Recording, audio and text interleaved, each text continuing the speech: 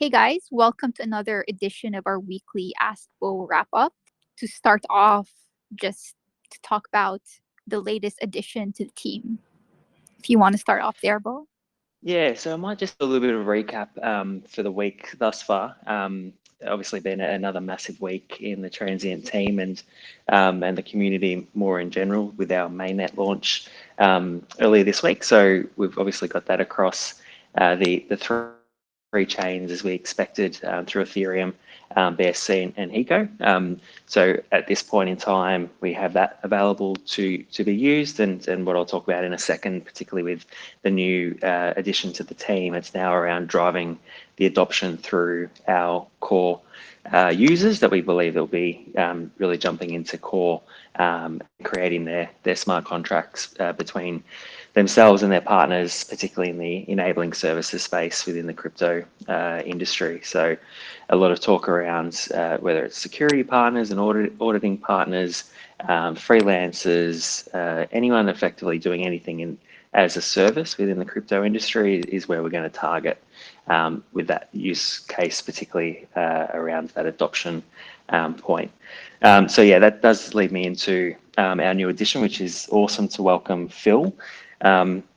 Phil joins us as our head of business development at a really critical time for us in our journey. So Phil, his extensive experiences across BDM type roles, sales, marketing, and delivering partnerships and sponsorships for quite big organizations across not only the crypto space, but also the fintech and broader traditional landscape. So his last tenure it was actually with BetU as their head of partnerships and sponsorship for BetU. So if anyone's sort of tracking BetU and the esports fantasy platforms, we can see that there's been a real contribution to quite significant growth within the market, and Phil's been a key part of that. A couple of key points for Phil and the reason why we've brought him on and been really clear around how we want to utilize Phil and add his assets to the team is one, as I said, around driving the adoption of our core and our dApps going through the next couple of months, starting with CryptoPool in the next few weeks. Second is really driving those partnerships around us and our enablers, whether that be Oracle providers, whether that be central exchange listings, whether that be real world partners. So a really clear focus in finalizing the talks and conversations happening from a central exchange perspective, but also putting the sort of eyes on the dots on the I's and the crossing of the T's on some partnerships that we've got in the work that will enable our future use cases. So as I said, that's everything from Oracle partners to data providers and to some real world partners we'll be looking at touching base with and signing dotted lines for. And Phil will be there to close those deals and continue to assist more holistically with Zanny and the guys around the marketing approaches that we have today. So big welcome to Phil. It's going to be really critical next few weeks as he gets within the team. But I'm really confident that particularly his most recent experience at BetU, driving their sponsorship, partnership, and also influencer marketing is going to be a massive asset to Transient and the way that we continue to enter the market. So yeah, join me in welcoming Phil. Yeah, really excited about Phil and how he ties into like the next two dApps that are coming up. So I'm really excited about the crypto pooling dApp, and maybe you can talk more about that and share more about that. Yeah, so CryptoPool, I think everyone knows anyone that is on any Telegram group within any project or on Twitter, any time of the day, price is a massive talking point. So whether that's the sort of mainstream coins, tokens, the way that we talk about price in this industry is consistent and drives a lot of conversation and engagement. CryptoPool is our dApp that will give our users the ability to actually put their money where their mouth is effectively. So we are going to be focusing on a high volume, low fee transactions, which looks to be where we'll be pointing our direction into BSC and utilizing this ecosystem they have now to really start to integrate our our product within the conversation and the dApps and ecosystem they've built, and give us the ability to really be part of that conversation, engage ourselves within, organic communities through Reddit, through, the Telegram groups, through any means really possible, and add ourselves to the conversation of price, and give those users and those people within the community the ability to create their own pools, predict their own outcomes of other pools or their peers, and then be able to actually distribute and take a part in the winnings that they will come from selecting an outcome correctly. So if I'm a user, I can create a pool for myself. If we want to see what is a TSCT token price going to be at the 31st of December, I create that myself. I put all the rules around the entry price. I put the rules around the winning pool. I can send that to 100 of my peers, open it up on a Telegram group, however that may be, create the pool, have people put tokens in, and effectively whoever gets that correct outcome will then be distributed winnings via our smart contract. So that's a really cool dApp that we've obviously got in the works, and really puts us in the position where we can be part of the conversation, and users can continue that putting their money where their mouth is through our dApps and the ecosystem we're building. So yeah, really happy where we're at the moment. We're in testnet already, so I think a couple of guys have been as part of the influencer guess a week or so ago. I've already had a play with CryptoPool in its infancy, and we'll get security audits completed.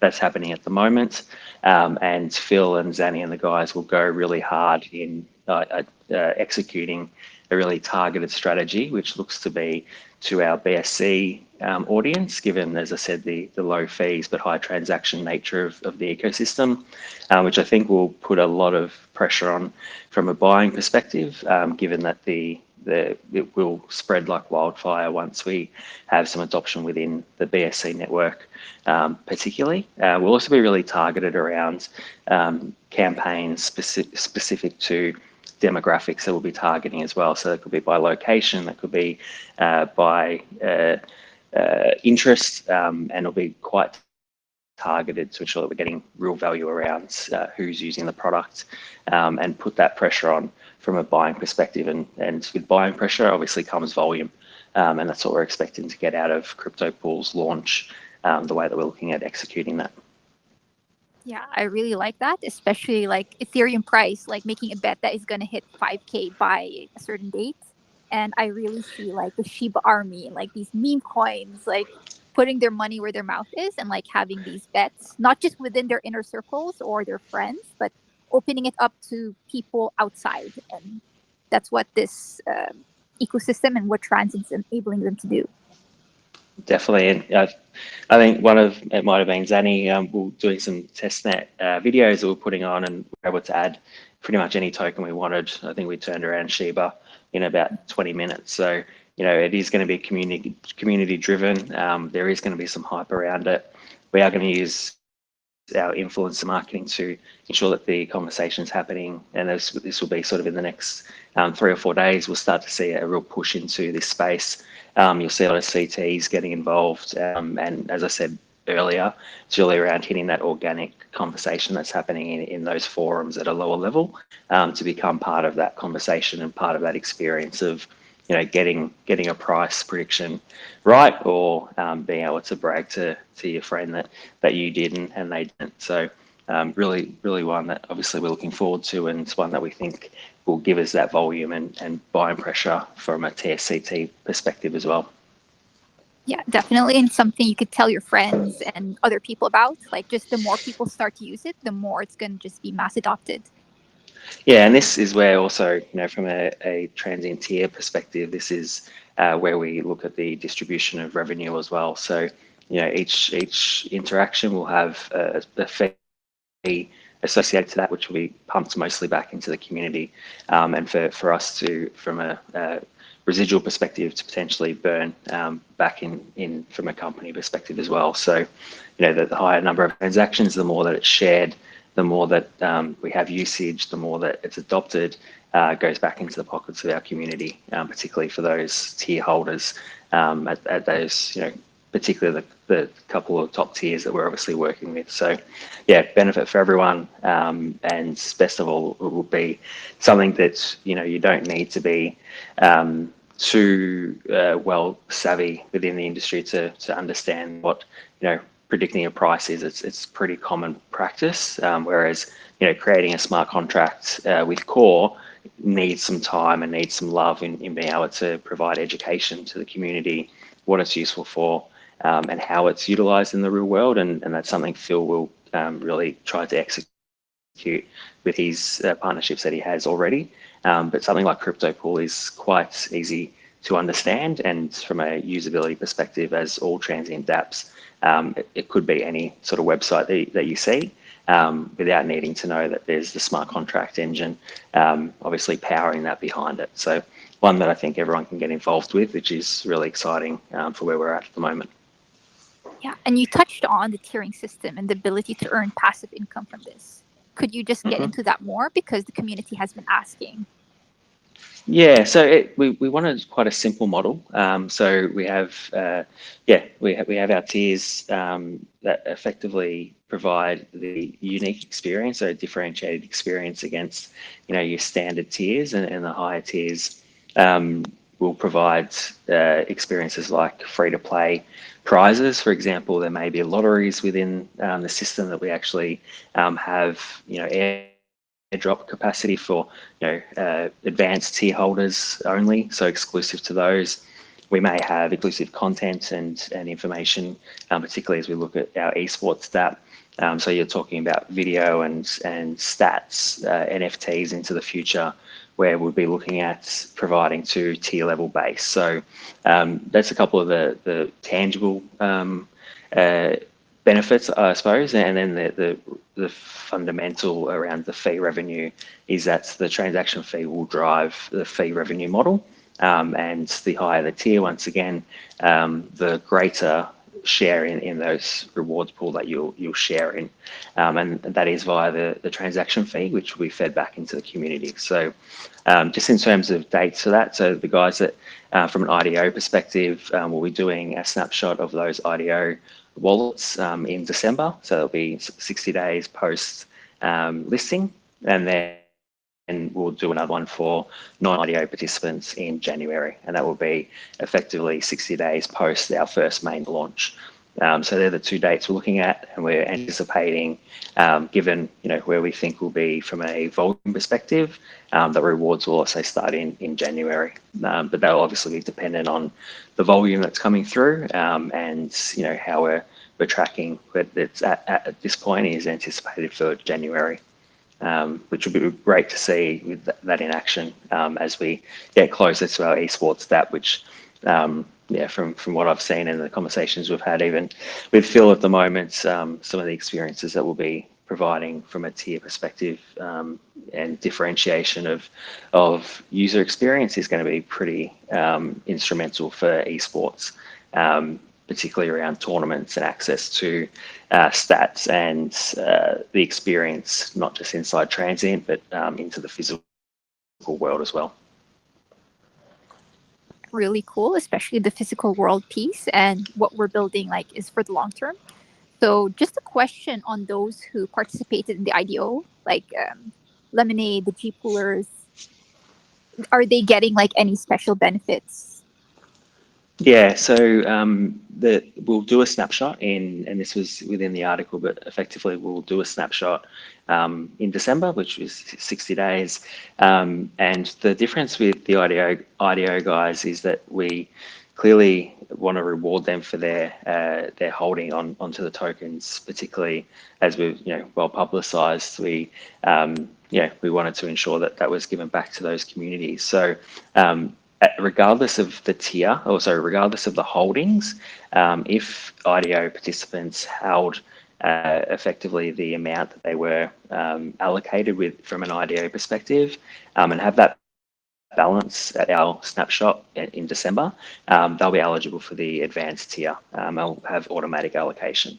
So there'll be no requirement for any value holding, it will be effectively whatever the allocation was. If you're continuing to hold that within the wallet, within that next snapshot, you'll be allocated advanced tier automatically. And that's just to ensure that, from a gratitude perspective and loyalty perspective, we can see those that have held and believed in the project continue to, ride the ups, but also the downs and vice versa. And they'll be rewarded for that, for holding effectively.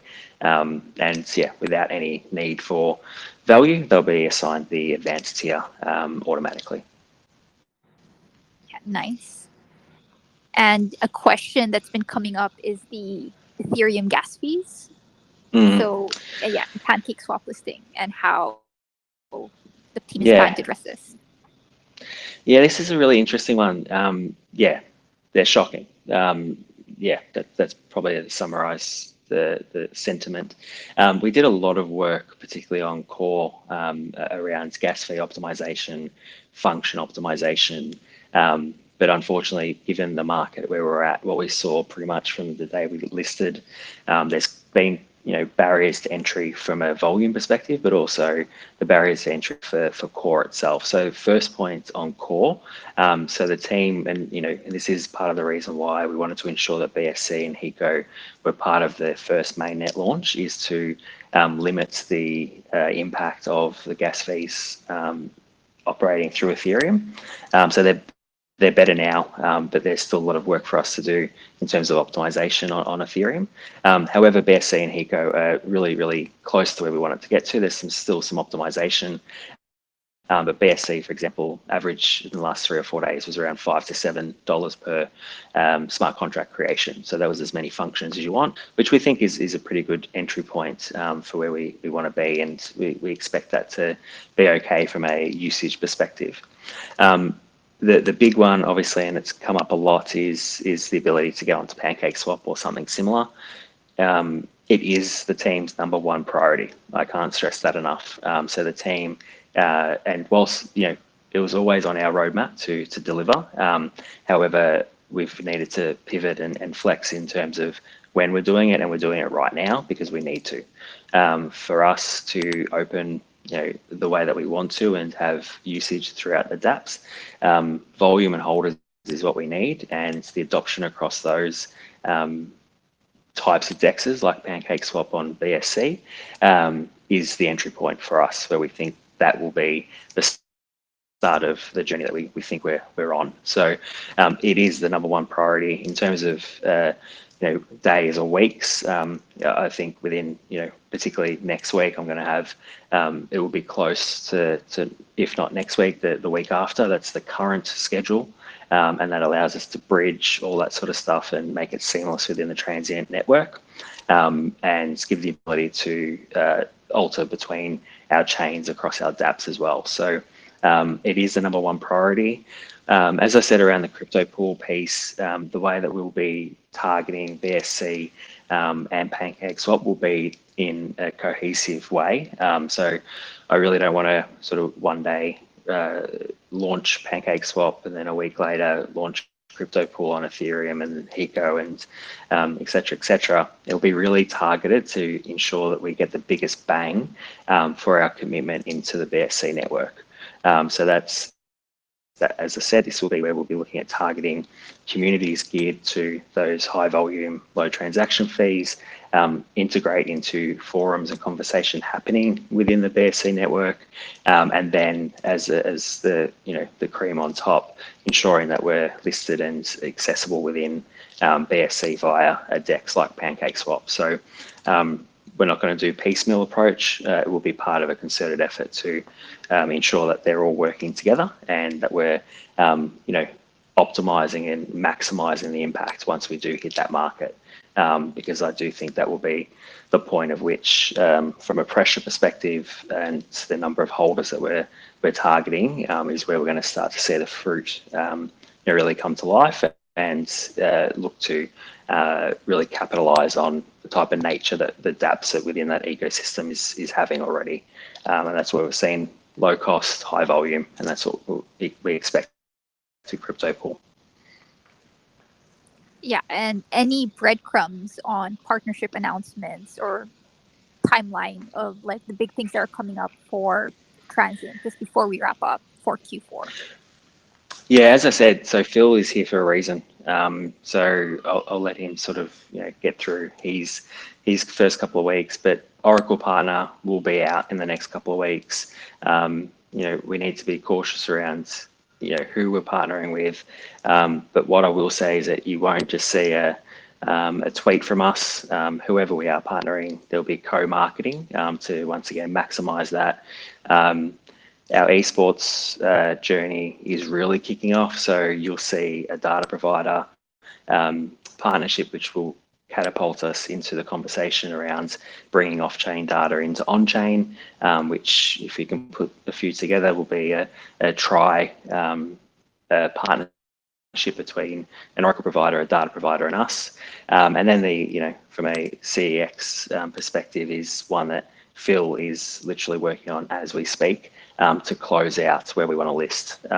So obviously a time, and it will take a little bit for him to close those, but we really need to finish off the great work that's been started, and they're his priorities for not just until the end of the year, but really literally from today onwards. So that gives Xania and the marketing guys the ability to execute right on the ground, and we can continue to close those listings and the other partnerships that we've got brewing. So they're probably the big ones we're focused on to deliver that value. Yeah, thank you for that. And these segments are meant to be short, so we'll leave the community with this breadcrumb. And just for the community to realize that there is a lot going on behind the scenes and that we're really ramping things up. And just stay tuned for those. Excellent. Yeah, and any last words, Beau? No, I think BSC is going to be big for us. Our energy is there. We need to open up the barriers. What we will do as well. So I'm talking to the team around the possibility, and I'm just this will happen once we have confirmation around Pancake Swap timings. But I'm also looking at the opportunity to understand how we could potentially break down the barriers of gas fees for those that want to buy portions of TSCT, but may not see the ability to actually use those gas fees at the current prices. So you might see a poll over the weekend around how we may do that. So just keep an eye on the Telegram group. We'll be really interested to understand how we could potentially bridge the gap between now and Pancake Swap listing to potentially offer some tokens at a price, but we need to be really cautious of how we operate that, and you guys will give us some feedback around the potential of doing so. So I'll leave that there, but we are trying to identify ways to get tokens into the hands of holders that want to be a part of the journey, but with the barriers that may be there in terms of gas fees at this point. So keep an eye on the groups and give us your feedback around that, particularly over the weekend. Yeah, so tune into our announcement channel and our socials. And thank you everyone for tuning in. Excellent. Have a great weekend, everyone, and thank you very much. Thanks, guys.